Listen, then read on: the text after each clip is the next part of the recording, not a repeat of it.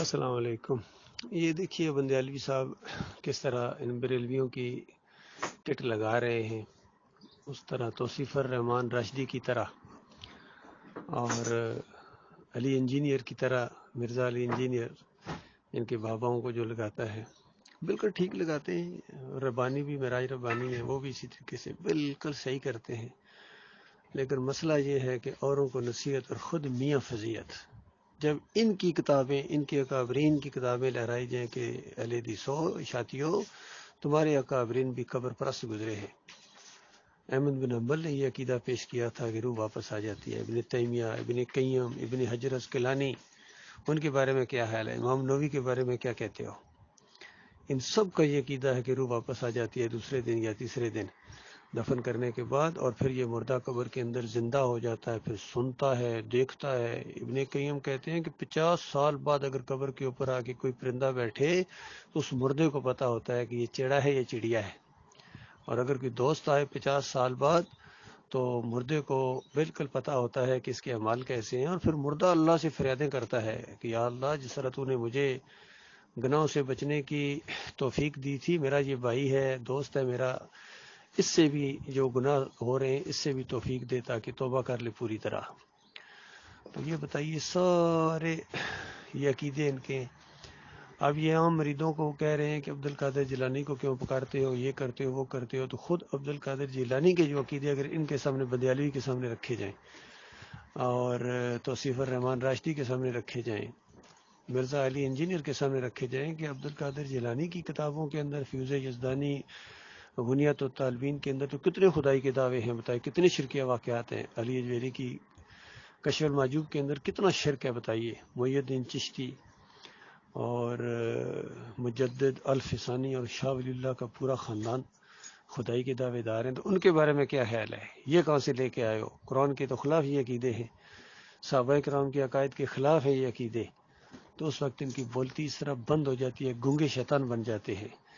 اور جتنا ان کے اندر شرک ثابت بھی کرتے ہیں، اور پھر کہتے ہیں ہم ان کے پیچھے نمازیں پڑھتے ہیں، ہم ان کے پیچھے نمازیں پڑھتے ہیں، اور پھر اس کے بعد اس کو ایک خوبی سمجھتے ہیں۔ مرزا علی انجینئر خوبی ہے ان کی، جناب یہ تو نمازیں پڑھتے ہیں شرک کرنے والوں کے پیچھے، اور مرزا صاحب کہتے ہیں کہ اب تو امید پیدا ہو گئی ہے کہ شرک کے باوجود تم جنت میں چلے جاؤ گے، کیونکہ نبی علیہ السلام کا کلمہ جو پڑھتے تھے، تو اس طرح ان کو ہم وہ دیں گے، بینیفٹ آف ڈاؤٹ دیں گے، یہ گویا فیصلہ یہ کر رہے ہیں۔ تو اللہ کے بندو یہ ہے، پھر اجرتی ہیں، سارے کے سارے اس اجرت کے قائل ہیں، اذان دینے کے پیسے، امامت کے پیسے، اور پھر تقریروں کے پیسے، یہ سب کچھ، یہ سب کھاتے ہیں، مال کھاتے ہیں، ان کا پیٹ لٹکا ہوا ہے دین کے ساتھ۔ تو اصل میں اللہ کے بندو یہ پرابلم ہے، جب تک یہ مسئلہ حل نہیں ہوگا، جس طرح یہ اہل حدیثوں کے اور یہ اشاعتیوں کے بڑے سارے تعویذ گنڈے کے شرک کے اندر مبتلا ہیں، جمہوریت کے شرک کے اندر بھی ان کی عظیم اکثریت ہے، تو بتاؤ خیر کیسے آئے گی؟ یہ اس طرح مسخروں کی طرح تقریریں کرنا، اچھلنا، یہ اس سے بات نہیں بنے گی۔ حق بات بیان کرو، اور اپنے بت بھی توڑو۔ دوسروں کے بتوں کو توڑتے ہیں اور اپنے بتوں کی حفاظت کرتے ہیں، یہ سارے یہ مسئلہ ہے۔ چاہے یہ ڈاکٹر سرار گزرے ہوں، نائک صاحب گزرے ہوں ڈاکٹر، اور اس طریقے سے ان کے سارے بیانات دیکھیے کہ ان کے اکابرین شرک کے اندر ڈوبے ہوئے تھے۔ تو اصل دین جو ہے وہ کفر بالطاغوت ہے، فَمَن يَكْفُرْ بِالطَّاغُوتِ وَيُؤْمِن بِاللَّهِ فقد استمسک بالعروۃ الوثقی لا انفصام لها۔ جس نے طاغوت کا کفر کیا، انکار کرو ان کو، طاغوتوں کو اپنا امام اور لیڈر مانتے ہو، رحمت اللہ علیہ کہتے ہو، تو بتاؤ کون سا تم دین بیان کر رہے ہو؟ یہ وہ دین نہیں ہے جو محمد صلی اللہ علیہ وآلہ وسلم نے اور صحابہ کرام نے بیان کیا تھا۔ ایسے نہیں مکہ کے اندر کھلبلی مچی تھی، مکہ کے اندر نہیں رہنے دیتے تھے، کیونکہ یہ کفر بالطاغوت کیا تھا انہوں نے۔ سارے انبیاء نے کیا ہے۔ مالک فرماتا ہے وَلَقَدْ بَعَثْنَا فِي كُلِّ أُمَّةٍ رَسُولًا أَنِ اعْبُدُوا اللَّهَ وَاجْتَنِبُوا الطَّاغُوتَ۔ ہر امت کے اندر، جس امت کے اندر، جس علاقے کے اندر، جس دور کے اندر، جن حالات کے اندر، چاہے غلامی کا دور ہو قوم کا، چاہے آزاد اور بالکل شتر بے مہار قوم ہو عاد و سمود کی طرح، یا بنی اسرائیل کی طرح غلام ہوں، یا مشرکین مکہ کی طرح جن کی اکثریت معاشی مسئلے کے اندر، آج جس طرح ہمارے ہاں کہتے ہیں سب سے بڑا مسئلہ معاش کا ہے، سارے کہتے ہیں اسی پر یہ اکٹھا کیے، معیشت پہلے ٹھیک کرو، معیشت ٹھیک کرو، پھر سارے مسائل حل ہو جائیں گے۔ نبی علیہ السلام نے تو یہ مسئلہ نہیں اٹھایا کہ پہلے معیشت ٹھیک کر لو، پہلے ایمان ٹھیک کرو، معیشت اس کے ساتھ جڑی ہوئی ہے، معیشت تمہاری سب کچھ ٹھیک ہو جائے گی۔ کبھی کہتے ہیں انصاف لے آؤ، انصاف لے آؤ،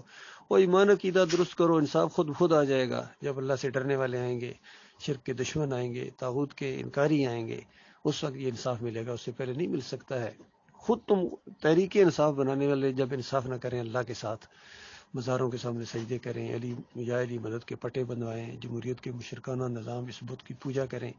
تو بتاؤ انصاف تم کیسے دو گے دنیا کو؟ تم اللہ کے ساتھ انصاف، خود اپنے ساتھ انصاف نہیں کر رہے ہو، شرک کر کے اپنے آپ کو جہنم کی آگ کے اندر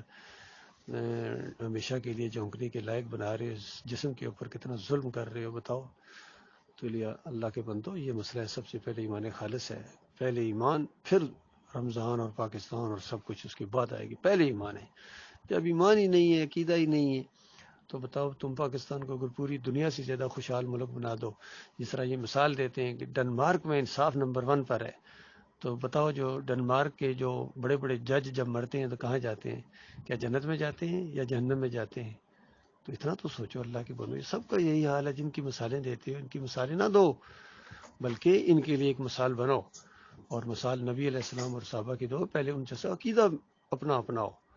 تب بات بنے گی۔ یہ مسئلہ ہے اللہ کے بندے، یہی ہمارا ان لوگوں سے اختلاف ہے، بند حلوی ہوں یا مرزا علی انجینئر ہوں یا توصیف الرحمان راشدی ہوں یا ڈاکٹر ذاکر ہوں یا ڈاکٹر اسرار ہوں یا جتنے یہ دوسرے آج کل یہ پائے جاتے ہیں، بریلیوں اور شیعوں قادیانیوں کو تو کیا بنا کے ہے، یہ دوسرے دیوبند والے اور اہل حدیث اور سلفی، جب ان کے عقیدے مشرکانہ ہے تو پھر بجاؤ اللہ کے بندوں خیر کیسے آئے گی؟